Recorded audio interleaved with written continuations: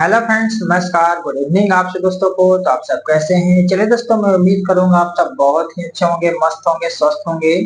दोस्तों, आज की इस वीडियो में हम क्या बात करने वाले हैं, आप हमारी वीडियो का थंबनेल देखकर तो समझ ही गए होंगे। दोस्तों, चलिए मैं आज आपकी इस वीडियो में फिर से बता दूं कि आज की इस वीडियो में दोस्तों बात करने वाले हैं सुगम गणित क्लास 7, जिसमें दोस्तों हम लोग के चैप्टर 1 में पढ़ना है पूर्णांक के बारे में। तो हम दोस्तों यहाँ पर पूर्णांक के इंट्रोडक्शन के बारे में आज थोड़ा सा बात करेंगे। सबसे पहले दोस्तों इंट्रोडक्शन को जानेंगे, सीखेंगे, उसके बाद दोस्तों हम एक्सरसाइज को बनाएंगे तो आपको समझ में आसानी से आएगी। ठीक है, तो यहाँ पर दोस्तों चलिए आगे बढ़ते हैं। आगे बढ़ने से पहले हमेशा के लिए एक छोटी सी रिक्वेस्ट होती है कि अगर आप हमारे चैनल पर नए होंगे तो चैनल को सब्सक्राइब कर लेंगे, बेल नोटिफिकेशन प्रेस कर लेंगे, और दोस्तों फेसबुक पर देख रहे होंगे तो फॉलो जरूर कर लेंगे। ठीक है, तो बाकी दोस्तों इसमें और मैं एक चीज आपको बता दूं कि एक अंशु भगत नाम का एक लड़का है जो हमारे व्हाट्सएप पर जो है डायरेक्ट क्या करता है, वीडियो कॉल करता है। ठीक है, और उन्होंने हमसे बोला कि सर हमें क्लास 7 का जो है मैथ चाहिए और आप रेगुलर वीडियो बनाइए। तो दोस्तों मैं इन्हीं के कारण क्लास 7 का जो है रेगुलर वीडियो जो है स्टार्ट कर रहा हूँ। ठीक है, और आज मैं इस फर्स्ट वीडियो को इंट्रोडक्शन से स्टार्ट करूंगा। ठीक है, तो आप ज्यादा से ज्यादा सपोर्ट करें, और आपको भी जिस क्लास की रेगुलर वीडियो चाहिए आप हमारे वीडियो में कमेंट जरूर करें, मैं आपके लिए जरूर लेकर के आऊंगा। ठीक है, दोस्तों आप इनका देख सकते हैं, यहाँ पे मैं किनारे में बगल में स्क्रीन शॉट लगा दे रहा हूँ, स्क्रीन रिकॉर्डिंग। ठीक है, इन्होंने दोस्तों हमें व्हाट्सएप पर जो है मैसेज भी किए हैं, वॉइस ओवर भी किए हैं। ठीक है, और उन्होंने जो बोले हैं मैंने उनका रिप्लाई भी दिया हूँ। तो आप देख सकते हैं इस तरीके से जो है इनका नाम है अंशु भगत। ठीक है, तो दोस्तों बहुत ही एक्साइटेड है हमसे सीखने के लिए, तो मैं इनको जरूर सिखाऊंगा। बस मुझे ज्यादा से ज्यादा सपोर्ट चाहिए, आप लोग सपोर्ट करेंगे तो मैं आप लोग के लिए जरूर लेकर के वीडियो आऊंगा। ठीक है, और दोस्तों चलिए देर न करते हुए आज की इस वीडियो को हम स्टार्ट करते हैं। दोस्तों वीडियो अच्छा लगेगा तो लाइक कर दीजिएगा और प्यारा सा कमेंट जरूर कर दीजिएगा। ठीक है, तो यहाँ पर दोस्तों सबसे पहले क्या करते हैं, यहाँ पर हमने दोस्तों दो पॉइंट जो है अभी ऐड किया है, इसके बारे में पूर्णांक के बारे में और भी कुछ जानकारी है। ठीक है, तो इसके बाद में बताऊंगा। तो यहाँ पर सबसे पहले दोस्तों देख सकते हैं आपका है यहाँ पे बुक का नाम है सुगम गणित क्लास 7 का है। ठीक है, जिसमें दोस्तों हम लोग चैप्टर 1 पूर्णांक के बारे में, इंटीजर के बारे में जानेंगे। ठीक है, आखिर दोस्तों पूर्णांक है क्या, सबसे पहले पूर्णांक जानेंगे। ठीक है, तो हमने दोस्तों यहाँ पर डेफिनेशन में लिखा है कि प्राकृत संख्याओं के संग्रह में, प्राकृत संख्या दोस्तों किसको कहते हैं, गिनती की संख्या को प्राकृत संख्या कहा जाता है। ठीक है, जैसे कि 1 2 3 4 5 6 7 8 जो आप लिखते हैं लगातार इंफिनिटिव अनंत तक की जो संख्या होती है वो हमारा नेचुरल नंबर होता है, प्राकृत संख्या होता है। ठीक है, उसमें दोस्तों क्या बोल रहा है, ये शून्य को शामिल कर दे। ठीक है, जैसे 1 2 3 4 dot dot dot dot infinitive अनंत तक के जाएगा, और इसमें बोल रहा है कि शून्य को शामिल करने पर। ठीक है, तथा ऋणात्मक पूर्णांक, तो ऋणात्मक पूर्णांक क्या होता है दोस्तों, -1 -2 -3 डॉट डॉट डॉट डॉट ये भी इंफिनिटी तक के जाएंगे। ठीक है, तो बोल रहा है कि ऋणात्मक पूर्णांक इतना को शामिल करने से प्राप्त संख्याएं पूर्णांक कहलाती है, यानी कि पूर्णांक बन जाती है। ठीक है, जैसे कि आप देख सकते हैं यहाँ पर हमने एग्जाम्पल में दे रखा है, ये हमारा क्या है दोस्तों, इंटीजर है, पूर्णांक है। और दोस्तों मैं एक चीज और आपको बता दूं कि प्रत्येक पूर्णांक परिमेय संख्या होते हैं। क्या होते हैं दोस्तों, प्रत्येक पूर्णांक परिमेय संख्या होते हैं, क्योंकि दोस्तों हम इसको p बटा q के रूप में लिख सकते हैं। ठीक है, जैसे कि मान लीजिए 1 है, इसके नीचे कुछ नहीं तो 1 होता है। ठीक है, 1 से 1 काटिएगा तो आपका यही वाला संख्या आ जाएगा ना। तो वही मैं बताना चाह रहा हूँ कि किसी भी संख्या के नीचे में कुछ नहीं है तो 1 छुपा हुआ रहता है। ठीक है, तो p बटा q के रूप में हो जाता है, और p बटा q के रूप में जो होते हैं वो हमारा परिमेय संख्या होते हैं। यानी कि दोस्तों परिमेय संख्या पूर्णांक हो सकती है। ठीक है, होती भी है, हो सकती नहीं, पूर्णांक होती है। ठीक है, प्रत्येक पूर्णांक परिमेय संख्या होती है। ठीक है, तो इस तरीके से दोस्तों मैंने आपको पूर्णांक के बारे में बताया है। ठीक है, अब बात करते हैं दोस्तों आपका जो पूर्णांक में जो सिलेबस है पढ़ना है। ठीक है, जो आपको चैप्टर में एक्सरसाइज में दिया गया है उस चीज के लिए हम लेकर के यहाँ पे आ गए। ठीक है, सबसे पहले दोस्तों यहाँ पर आपका पॉइंट है कि पूर्णांकों के योग तथा घटाव के गुण धर्म के बारे में जानेंगे। ठीक है, पूर्णांकों के क्या बोल रहा है, योग तथा घटाव के गुण धर्म क्या है। तो यहाँ पर दोस्तों सबसे पहला नंबर है निमीलन, क्या लिखा हुआ है, निमीलन और समृद्ध नियम। ठीक है, निमीलन या समृद्ध नियम। ठीक है, इसमें क्या होता है दोस्तों कि दो पूर्णांकों के योग तथा घटाव एक पूर्णांक होता है, ठीक है। यानी कि दो पूर्णांक को जोड़ेंगे, ठीक है, या तो दो पूर्णांक को घटाएंगे, ठीक है, तो उसका जो रिजल्ट निकलेगा एक पूर्णांक बन के आएगा। क्या बन के आएगा दोस्तों? एक पूर्णांक बन के आएगा, या तो वो धनात्मक में होगा या तो ऋणात्मक में होगा, ठीक है। तो वही चीज बोल रहा है कि दो पूर्णांकों के योग तथा घटाव एक पूर्णांक होता है, अर्थात, है ना, यदि यदि ए और बी दो पूर्णांक हो, क्या हो दोस्तों? दो पूर्णांक हो, तो ए प्लस बी तथा ए माइनस बी में से प्रत्येक जो है एक पूर्णांक होता है। क्या होता है दोस्तों? पूर्णांक होता है। जैसे कि मैंने यहाँ पर ले लिया है, मान लीजिए कि ए जो है हमारा 3 है और बी जो है हमारा -8 है, ठीक है, और हम यूज कर रहे हैं ए प्लस बी। क्या यूज कर रहे हैं दोस्तों? ए प्लस बी। ए है ए वाला और प्लस बी है -8, ठीक है। जब दोस्तों इसका क्रिया कीजिएगा तो क्या होगा, देखिए यहाँ पर दोस्तों 3 का 3 रहेगा और प्लस माइनस पोस्ट हटेगा तो माइनस हो जाएगा और 8 के 8 हो जाएगा, ठीक है। अब दोस्तों बात किया जाए तो 3 में से 8 को घटाएंगे तो नहीं घटेगा, तो -8 में से 3 घटाएंगे तो हमारा आंसर जो है -5 आएगा। क्या आएगा दोस्तों? -5। 5 नॉट होता है, तो यहाँ पर हमारा -5 जो है एक पूर्णांक है। क्या है दोस्तों? एक पूर्णांक है, जो यहाँ पर हमने लिखा है -1 -2 -3, आगे जाएगा -4 -5, इस तरीके से इन्फिनिटी तक संख्या जाएंगे ना, तो यहाँ पर हमारा बन के क्या है दोस्तों? एक पूर्णांक आया ना। इसी तरीके से दोस्तों a माइनस बी को लेते हैं। क्या लेते हैं दोस्तों? a माइनस बी को। तो a के मान हमने यहाँ पे 4 लिया है, माइनस के माइनस, और b के मान दोस्तों माइनस के 2 लिया है, ठीक है।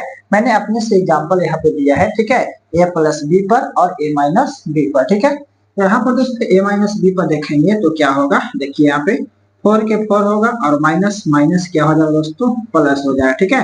पोस्ट हट जाएगा और माइनस माइनस प्लस हो जाएगा और 2 के 2, तो इसका रिजल्ट क्या आएगा दोस्तों? 4 2 6। तो 6 क्या है? हमारा धनात्मक पूर्णांक है ना। यहाँ पर हमारा ऋणात्मक पूर्णांक आया है और यहाँ पे धनात्मक पूर्णांक आया है, ठीक है। तो यही चीज दोस्तों मैं बताना चाह रहा था। इसी तरीके से दोस्तों यहाँ पर देख सकते हैं दोनों के दोनों संख्या हमने धनात्मक लिया है और ए प्लस बी के रूप में है ना। तो जब इसको जोड़ेंगे दोस्तों तो 6 2 कितना हो जाएगा? 8 हो जाएगा। तो 8 क्या है? हमारा एक पूर्णांक है, ठीक है। इसी तरीके से दोस्तों यहाँ पर मैंने एग्जांपल लिया है 4 का 4 और माइनस माइनस प्लस 8, 8 में 4 जोड़ेंगे 12, तो 12 हमारा क्या है? एक पूर्णांक है, धनात्मक पूर्णांक है ना।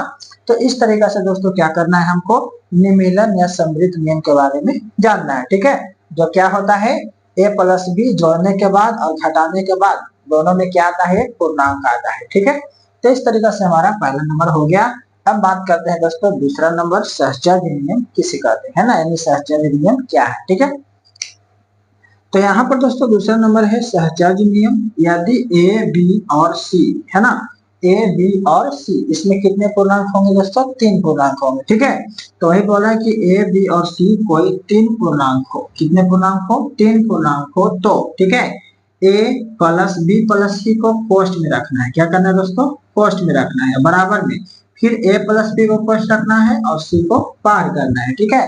यानी कि इस तरीका से जब आपको दिखे तो आप समझ जाइएगा कि वो हमारा सहचर्य नियम का पालन कर रहा है। किसका पालन कर रहा है दोस्तों? सहचर्य नियम का पालन कर रहा है, जो सभी के सभी प्लस में होंगे, ठीक है, ध्यान देना है।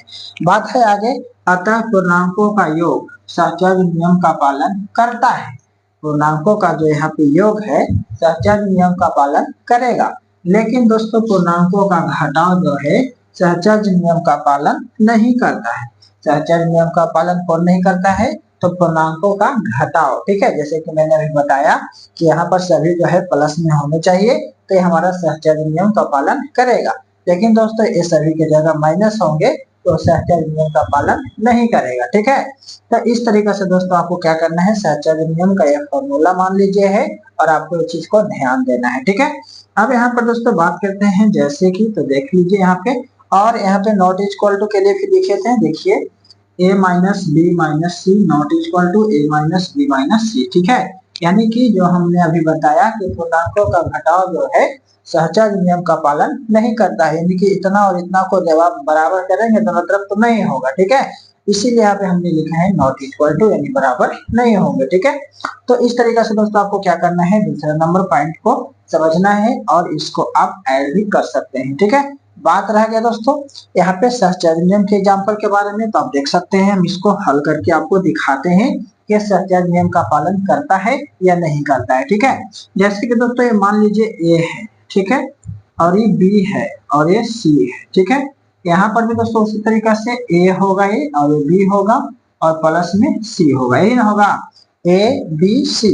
तो यहाँ पर दोस्तों इसी का अपोजिट देखा जाए तो इधर भी ए बी सी ही होगा। ठीक है, जैसे ए बी सी इधर हुआ, इधर बराबर में भी उसी तरीका से ए बी सी होगा जैसे कि मैंने यहाँ फॉर्मूला में बताया है। ठीक है, तो यहाँ पर बी प्लस सी को ब्रैकेट किए थे, तो यहाँ पर भी बी प्लस सी को ब्रैकेट किए हैं, यहाँ पे ए प्लस बी को ब्रैकेट किए हैं, तो यहाँ पर भी ए प्लस बी को ब्रैकेट किए थे। ठीक है, अब दोस्तों यहाँ पर देख सकते हैं ए का मान क्या है 2 है और बी के मान क्या है दोस्तों 3 और सी के मान क्या है दोस्तों 4 है। ठीक है, इसी तरीका से अब इसको कोष्ट में रखना है।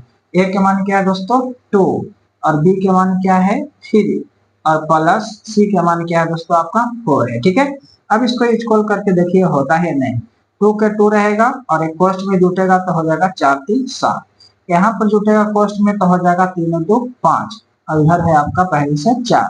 ये दोनों को जोड़िए 7 2 9 और इधर जोड़िए 5 4 9। देखिए यहाँ पे दोनों बराबर आए कि नहीं आए, दोनों बराबर आ गए। तो ये दोस्तों आपका सहचर्य नियम का पालन करता है। ठीक है, तो इस तरीका से दोस्तों आपको क्या करना था, समझना था यहाँ पे मिलन और सहचर्य नियम।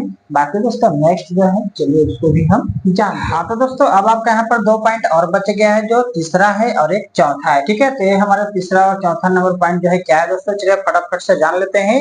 इसके बाद दोस्तों मैं एक्सरसाइज जो है एक्सरसाइज में चलूंगा। ठीक है, यहाँ पर दोस्तों आपका तीसरा बोल रहा है कि क्रमविनिमय नियम। तो क्रमविनिमय नियम क्या है दोस्तों, यदि ए और बी 2 पूर्णांक होगा, कितना पूर्णांक होगा दोस्तों 2 पूर्णांक होगा, यानी कि A plus B equal to B plus A होगा, तो वो हमारा क्रमविनिमय नियम का पालन करेगा। ठीक है, यहाँ पर बता दिया गया है अतः पूर्णांकों का योग क्रमविनिमय नियम का पालन करता है।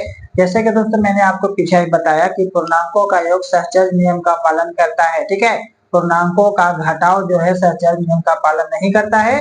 उसी तरीके से दोस्तों हमने यहाँ पर लिखा है कि पूर्णांकों का घटाव भी क्रमविनिमय नियम का पालन नहीं करता है। ठीक है, तो यहाँ पर दोस्तों मैंने एग्जाम्पल लिया है किसके लिए, तो क्रमविनिमय नियम के लिए, यानी कि a plus B equal to B plus A होता है या नहीं, दोनों तरफ बराबर हो जाएगा तो हमारा यहाँ पे क्रमविनिमय नियम का पालन जो है करेगा। ठीक है, जैसे कि दोस्तों मैंने एग्जाम्पल में लिया है -4 + 7, तो इसको क्रिया करेंगे तो क्या होगा दोस्तों, -4 + 7 है तो प्लस माइनस माइनस हो जाएगा और 7 में से 4 चला जाएगा तो प्लस में हमारा 3 बचेगा ना। और इधर बराबर में देख लेते हैं क्या होता है, तो 7 और प्लस माइनस कीजिएगा तो यहाँ पे माइनस हो जाएगा, तो 7 में से 4 जाएगा तो इधर भी आपका 3 आ जाएगा। ठीक है, तो आप देख सकते हैं हमारा दोनों तरफ बराबर आ गया है, तो हमारा क्रमविनिमय नियम का पालन कर रहा है। ठीक है, यहाँ पर भी दोस्तों देखा जाए तो 7 और प्लस माइनस माइनस, तो 7 में से 4 जाएगा तो प्लस में 3 बचेगा और यहाँ पर दोस्तों -4 + 7 है तो -4 + 7 क्या हो जाएगा, तो माइनस प्लस माइनस होता है, 7 में से 4 जाएगा तो 3 बच जाएगा। ठीक है,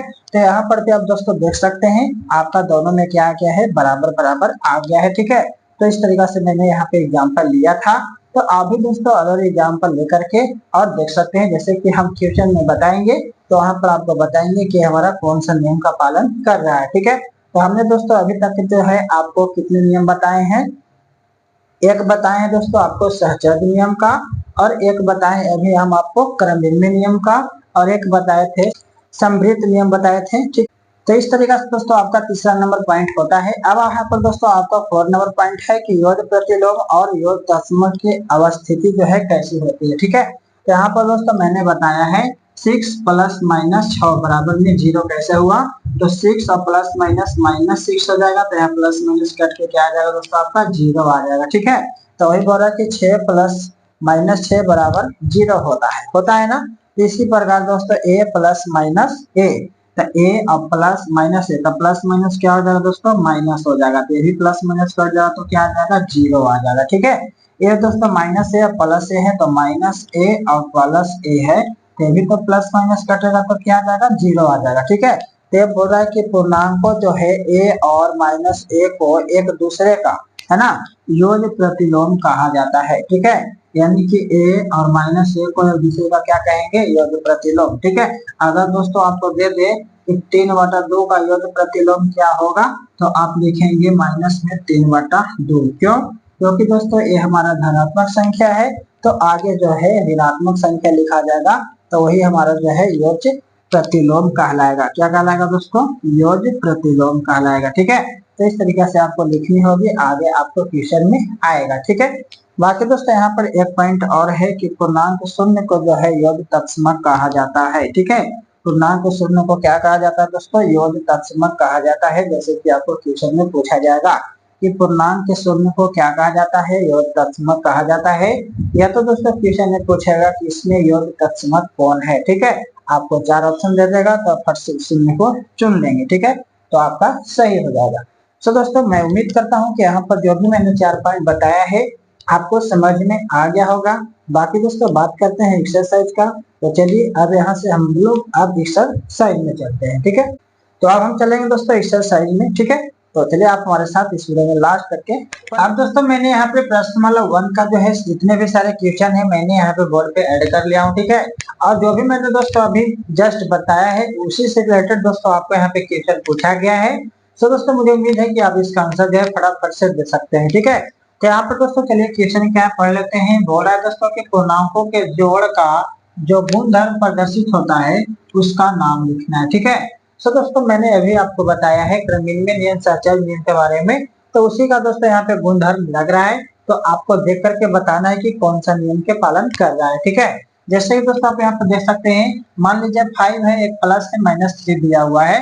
तो जो 5 है इसको मान लीजिए ए, और ये -3 जो इसको मान लीजिए बी। ठीक है, यही ना है आपका, फिर बराबर में दिया हुआ है।